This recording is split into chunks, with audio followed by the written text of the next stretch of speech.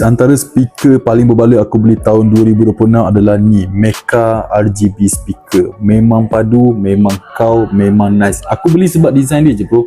Design dia lawa, nampak dalam dengan lampu dia aku beli. Tapi tak tahu pula dia punya speaker padu guys. Dia ada dua speaker kat depan.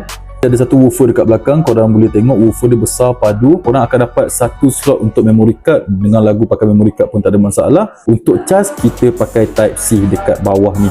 So dia pakai 5.3 Bluetooth, and also dia punya bateri 18,000 mAh, tahan 3-4 jam straight korang buka lagu. Korang boleh connect dua speaker sekali, tak ada masalah. Ada butang untuk korang tekan, connectkan speaker dua terus. Satu letak dalam bilik, satu letak kat luar pun tak ada masalah.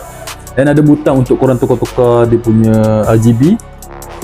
Memang nice. Butang on dekat sini, ada butang play, pause, next pun ada. And then paling aku suka dia punya lampu guys. Dia akan dancing ikut beats lagu korang. Kalau lagu korang rancak, lampu dah akan jadi rancak. Kalau lagu korang slow, dia akan ikut slow juga. Nak connect, korang connect saja pakai nama V8. Connect pakai V8 saja boleh guna, tak ada masalah.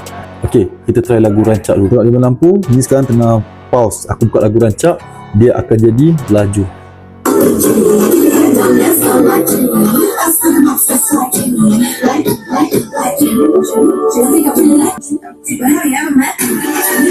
Jom kita try lagu slow sikit kan. Lagu slow sikit.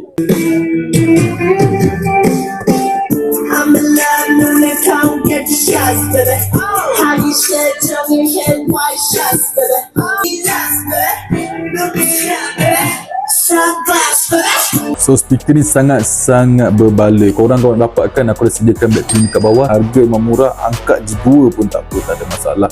Alright, so I see you guys in the next video. Ciao.